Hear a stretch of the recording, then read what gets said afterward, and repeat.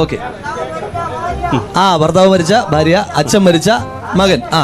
അപ്പൊ അങ്ങനെ ത്രിപുരയിലെ ബക്സാൽ നഗർ എന്ന് പറയുന്ന സ്ഥലത്ത് അയാൾക്ക് കൊടുക്കാനുള്ള എന്താ വെച്ചാൽ അങ്ങോട്ട് കൊടുക്കാന്ന് വിചാരിക്കായിരുന്നു. സന്തോഷാവട്ടെ. ത്രിപുരയിലെ ബക്സാൽ നഗറിൽ ഇതേ ദിവസം തന്നെ ഉപതെരഞ്ഞെടുപ്പ് നടക്കുന്നുണ്ട്. അവിടെ മത്സരിക്കുന്ന സ്ഥാനാർത്ഥി മിസാൻ ഹുസൈൻ എന്നാണ് അദ്ദേഹത്തിന്റെ പേര്. അതുകൊണ്ട് അവിടെ മരണപ്പെട്ട എം എൽ എയുടെ പേര് ഷംസുൽ ഹക്ക്.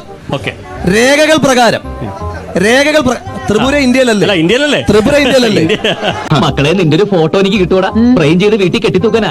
ശ്രീനിവാസൻ പറഞ്ഞതുപോലെ പോളണ്ടിനെ പറ്റി ഒരു അക്ഷരം മിണ്ടരുത്, ത്രിപുരയെ പറ്റി ഒരു അക്ഷരം മിണ്ടരുതാണെങ്കിൽ പുതുപ്പള്ളി പോയി പറഞ്ഞാൽ അവിടെ ആളുമിടക്കൻ അവാർഡൊക്കെ കിട്ടിയിട്ടുണ്ട്. ഒരു ആയുർവേദ ആശുപത്രി, ഒരു അലോപ്പതി ആശുപത്രി, ഒരു ഹോമിയോ ആശുപത്രി, ഒരു വെറ്റിനറി ആശുപത്രി വെച്ചുള്ള കേരളത്തിലെ അപൂർവ മണ്ഡലങ്ങളിൽ ഒന്നാണ് പുതുപ്പള്ളി.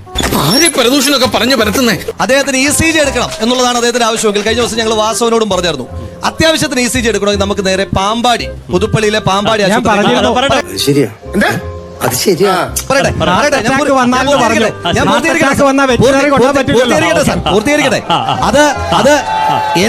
എനിക്ക് ഹാർട്ട് അറ്റാക്ക് വരുമ്പോ എന്തായാലും ഞാൻ വെറ്റിനറി പോകത്തില്ല. അത് മാത്രമേ എനിക്കറിയത്തുള്ളൂ, ബാക്കിയുള്ള കാര്യങ്ങൾ എനിക്കറിയത്തുള്ളൂ.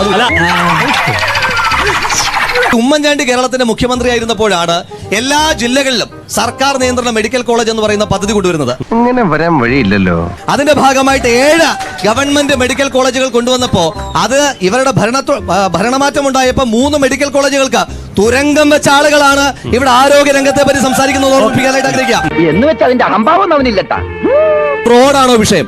നമ്മുടെ മുന്നിലുള്ള റോഡിനെ കുറിച്ച് ഞാൻ പറയട്ടെ. മുന്നിലുള്ള റോഡ് ശ്രീദാസ് അരിക്കൊമ്പൻ ഓടിയ റോഡ് ഓർക്കുന്നുണ്ടോ? ചോദിച്ചത് കേട്ടില്ലേ? അരിക്കൊമ്പൻ ഓടിയ റോഡ് അന്ന് വിഷ്വൽ വന്നപ്പോ കേരളത്തിന്റെ പൊതുമരാമത്ത് വകുപ്പിന്റെ ഒഫീഷ്യൽ ഫേസ്ബുക്ക് പേജിനകത്ത് വീഡിയോ വന്നു. ആ റോഡിന്റെ ചിത്രവും ഏറ്റവും ഒടുവിൽ പിണറായി വിജയനും അദ്ദേഹത്തിന്റെ മരുമകൻ മുഹമ്മദ് റിയാസും ചിരിച്ചുകൊണ്ടിരിക്കുന്ന ചിത്രവും.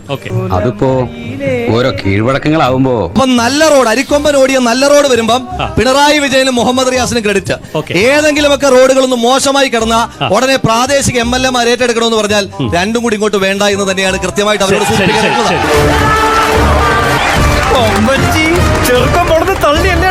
ഈ 53 വർഷമൊക്കെ ഇരുന്ന എംഎൽഎയുടെ നാട്ടിൽ റോഡുകൾ മതിയോ എന്നൊരു ചോദ്യം പൂർത്തീകരിക്കട്ടെ. ഈ പുതുപ്പള്ളി നിയോജകമണ്ഡലത്തിന് ഒരു പ്രത്യേകതയുണ്ട്. അതെന്താ? ഈ നിയോജകമണ്ഡലത്തിലെ 8 മീറ്റർ വീതിയുള്ള മുഴുവൻ റോഡുകളും PWD കൊണ്ട് ഏറ്റെടുപ്പിച്ച ആളാണ് ഇവിടുത്തെ MLA ആയിരുന്ന ശ്രീ ഉമ്മൻചാണ്ടി.